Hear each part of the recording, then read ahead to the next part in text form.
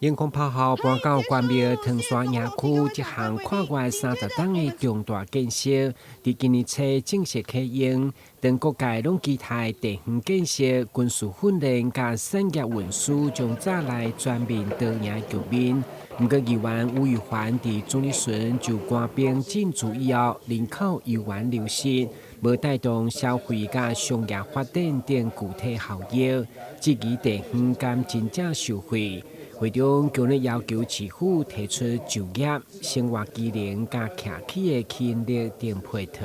115年7月底，我們又降到了33007人，2000多位官兵來進駐以後，9個月人口我們又流失了230人，代表單靠着我們軍方進駐還有道路改善並沒有真正的解決我們的人口流失。那我們的民政局在這邊，我們市政府有沒有分析關廟人口在湯山園區進駐後，那為什麼還是人口持續下降的這些原因，是我們人口老化、青年外流、居住吸引力不足，還是我們的生活機能不足呢？關廟的部分，那個炮校遷移到那邊的時候，最主要是官兵的一些吃的問題。我們目前有透過那種那個外送平台的方式來合作。外送平台是。好，我是覺得我们的人進來不代表錢會留下來，我們市政府我們要想辦法把人流變成商機新的就業的部分還沒形成商業性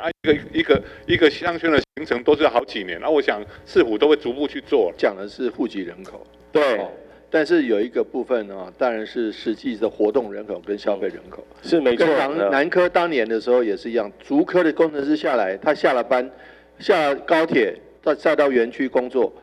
完之後就再坐接駁車回新竹，為什麼？因為周邊沒有一個都市生活技能可以讓他們消費。那南關縣這邊應該是還好，所以我們應該是可以比較可以來做正面的期待。議員表示，高鐵特區沙崙區下轄的發展快速，造成歸鄰林地的人口持續增加。不過，發展的紅利只停留在新的區域，